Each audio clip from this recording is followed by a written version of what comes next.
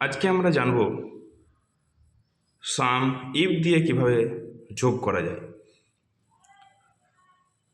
প্রথমে আমরা এখানে ইকুয়াল SUMIF সাম ফার্স্ট ব্র্যাকেট, আমরা এইখান থেকে আউটপুট থেকে ইন পর্যন্ত এইভাবে পুরোটা আমরা সিলেক্ট করব। সিলেক্ট করার পর F4 কিবোর্ড থেকে F4 প্রেস করব, কমা দেব, তারপর আমরা যে নামটা জায়গায় লিখে সার্চ করব আমরা সেই জায়গাটার আমরা নাম দেব, মানে K5, কিবোর্ড থেকে আবার F4 কমা, আবার কি করব আমরা এখান থেকে পুরোটাই এরকমভাবে টেনে নেব।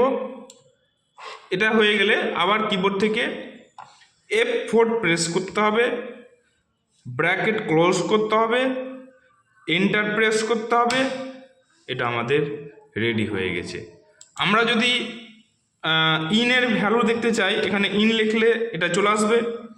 আমরা যদি আউটের ভ্যালু দেখতে চাই, আউট লিখলে আউটের ভ্যালু চলে আসবে এরকমভাবে। তো এটা একটা উদাহরণ দিয়ে দেখালাম, আপনারা এটাকে বিভিন্নভাবে ব্যবহার করতে পারেন। যদি এক্সেলের ফর্মুলা জানার আগ্রহ থাকে, এক্সেলের আরও শর্ট ট্রিক জানার আগ্রহ থাকে, অবশ্যই আমাকে জানাবেন, আমি শিখাবো। ধন্যবাদ।